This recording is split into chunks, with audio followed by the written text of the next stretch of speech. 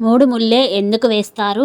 పెళ్ళంటే కేవలం ఇద్దరు వ్యక్తులు మాత్రమే కాదు, రెండు కుటుంబాలను, జీవితాలను ఒక్కటి చేసే అపూర్వమైన ఘట్టం ఈ వివాహం.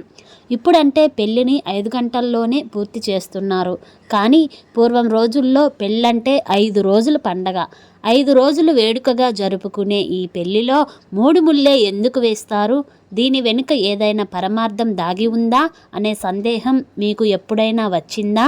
దీని వెనుక ఉన్న పరమార్థంకు మన శాస్త్రాలు ఏం చెప్తున్నాయంటే, హిందూ సంప్రదాయంలో 3 అనే సంఖ్య ఓ ప్రధాన పాత్ర పోషిస్తుంది.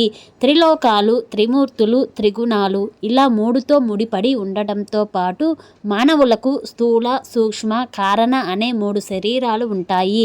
ఈ సమయంలో వేసే ఒక్కో ముడి ఒక్కో శరీరానిది.